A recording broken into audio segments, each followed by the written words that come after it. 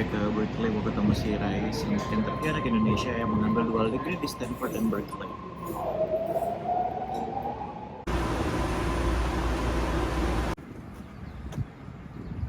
Nah, ceritain sedikit masa kecil lo dan latar belakang keluarga lo. Oke. Jadi gue lahir di Jakarta sebenarnya. Terus sebenarnya sempat ke Papua ikut bokap dinas sekeluarga. Terus selama 3 tahun dan balik ke Jakarta lagi. Jadi TK sebenarnya TK, SD, SMP, SMA tuh di Jakarta semua. Cuma memang sempat di rural area-nya Papua. Ya gitu aja sih. Nah, gue tuh seluruh jenjang pendidikan gue negeri dari SD, SMP, dan SMA karena memang nggak tahu emang orang tua juga dan gue pun nggak tertarik ke swasta juga. Jadi ya udah nggak tahu sih kenapa negeri.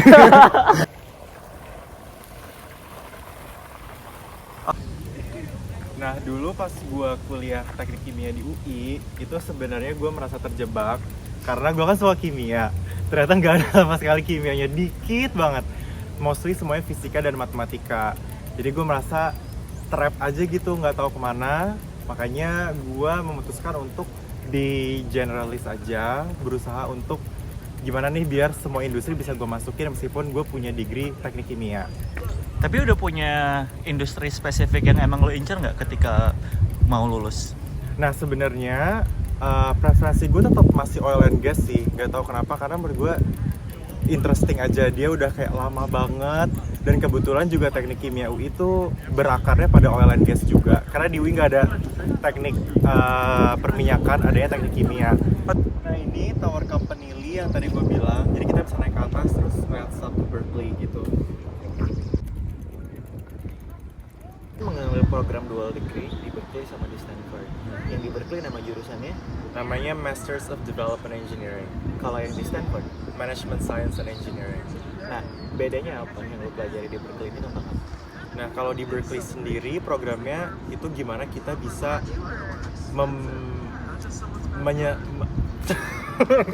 Lo bisa langsung mulai ya kalau di Berkeley gitu. Kalau di Berkeley sebenarnya intinya gimana kita bisa menyelesaikan masalah di kondisi yang susah, keterbatasan sumber daya seperti low income countries. Kayak Indonesia belum kan? Indonesia middle income lah, udah developing. Udah lebih mudah sebenarnya. Jadi lebih challenging lagi sebenarnya. Yang case tadi yang kita bahas. Lalu kalau di Stanford, kalau di Stanford itu Management Science and Engineering. Gue spesifiknya Technology and Engineering Management. Crash course-nya adalah gimana cara kita jadi COO sebenarnya. Oh, satu lagi yang untuk lo dari sisi bagaimana mengoperasikannya. Terus kalau yang di Berkeley itu kayak raw materials-nya ya. Kayak maksudnya prinsipal ilmu pengetahuannya kayak gimana gitu ya. Iya. Jadi lo dapet dua-duanya, teori dan lebih ke aplikasinya kayak gimana. Betul. Berkeley menurut lo susah nggak sih kuliah di sini? Jujur tergantung mata kuliahnya. Yang paling lo suka mata kuliahnya? So far sebenarnya suka semua. Cuma kalau misalkan di compare, Berkeley itu matkul engineeringnya susahnya benar-benar susah.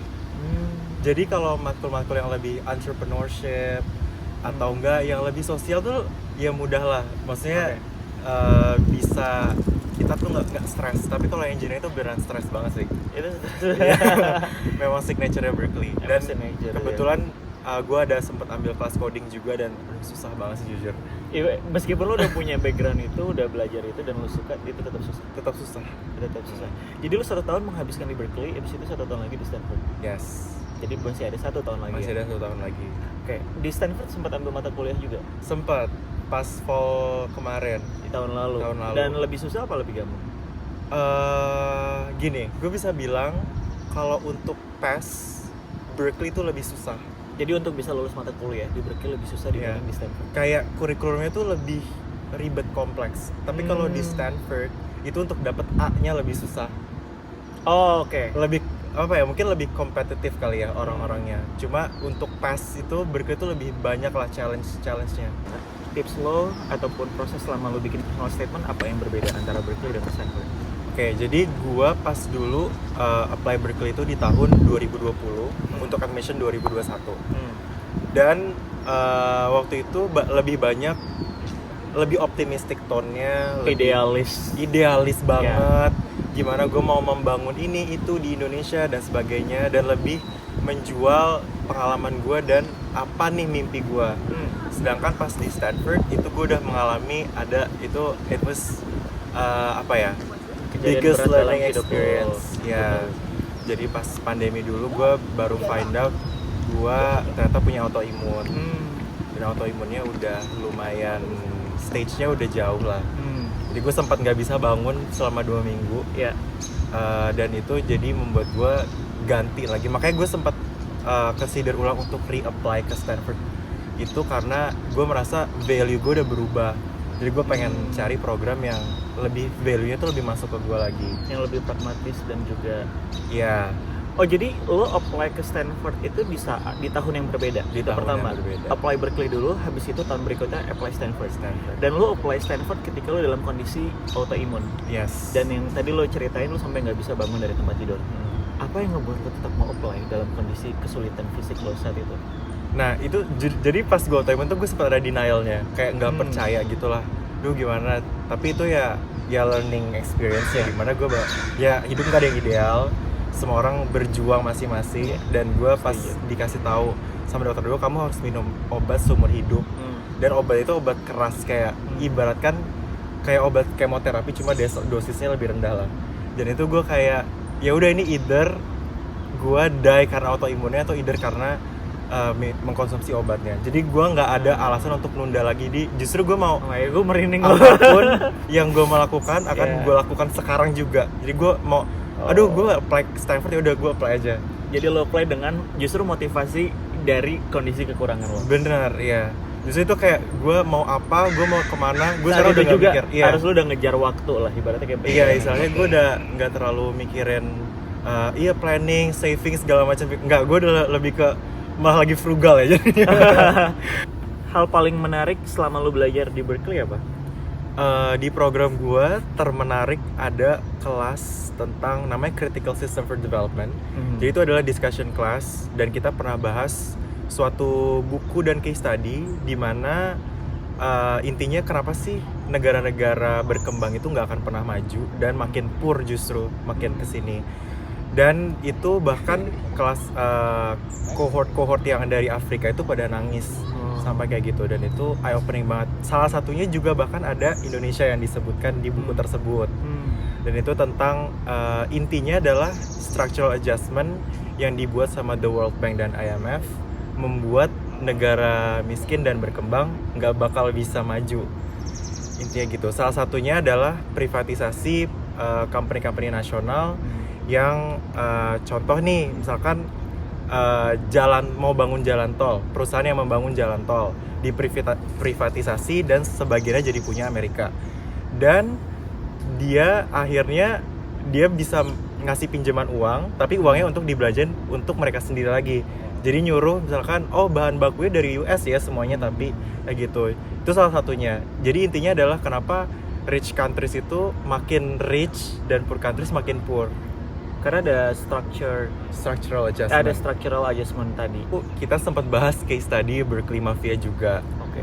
Jadi Berkeley Mafia ini adalah intinya dia Kementerian Keuangan pada zaman Soeharto dulu yang disekolahin di Berkeley, dan di case itu dibahas mereka dapat biayanya dari Ford Foundation dan salah satu aliran dananya dari CIA juga. Dan intinya mereka yang membuat structural adjustment itu. Itu yang kalau gue baca dari Mafia Berkeley ini salah satu faktor di mana Soeharto mendapatkan uang dan untuk menjatuhkan Soekarno.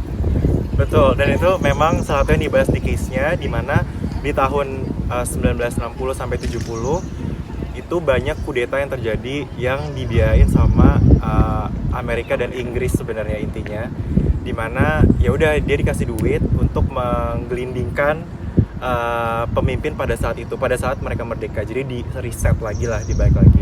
Dan itu Berkeley Mafia itu salah satu yang untuk bikin sampai sekarang kebijakannya nggak berubah gitulah.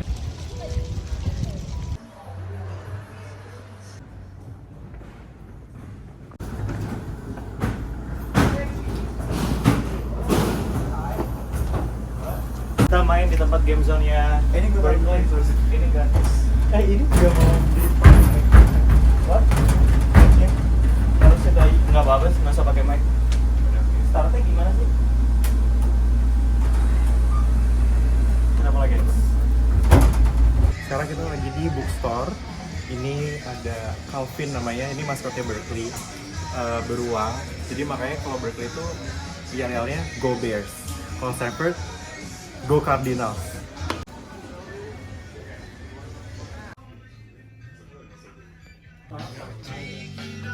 Yang nggak sesuai ekspektasi lo selama kuliah di sini?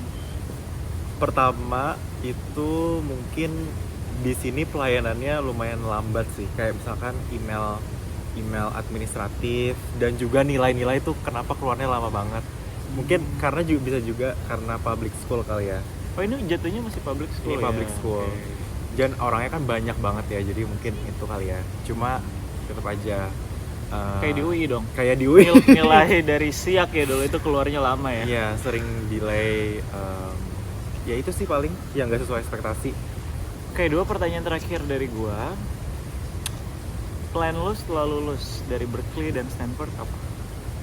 Yang pasti balik ke Indonesia, itu udah pasti. Kemungkinan besar gue akan tetap bekerja. Di Jadi bidang mostly tetap akan di corporate strategy, doing finance. Karena itu menurut gue masih passion gue, dan gue belum se-confident itu untuk membangun bisnis gue sendiri. Jadi paling gue masih ya menjadi budak korporat. Ya itu sih paling plannya. Long term pengen banget bikin startup sendiri. Cuma nah itu dia. I have a lot of conflict interest.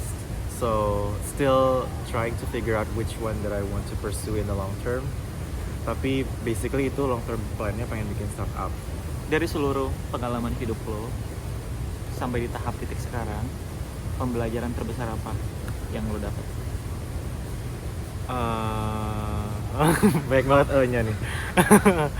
Kalau gue sendiri, my biggest learning experience itu ya pas gue dulu find out gue autoimun. Di situ bener-bener dinamikanya tuh pertama kali gue rasain, dan gue merasa memang ya hidup itu pasti ada cobaannya, dan bahkan justru dari kekurangan gue living dengan kondisi ini justru bikin gue lebih motivated untuk mengejar mimpi-mimpi gue yang sebelumnya pernah gue kubur.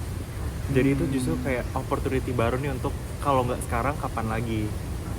Terakhir mungkin gue mau pesan aja ke teman-teman yang mau apply kampus-kampus luar negeri, jangan merasa terintimidasi, terovershadow sama orang-orang yang CV-nya tuh bagus banget, karena for me the biggest power itu adalah knowing yourself. Jadi be genuine aja, kalau mau apply ya apply aja sesuai dengan ya apa yang lo rasain, being vulnerable aja, knowing yourself, be honest, dan harusnya ya kalau misalkan nggak keterima ya masih ada kesempatan selanjutnya. Yang penting terus be honest dan genuine.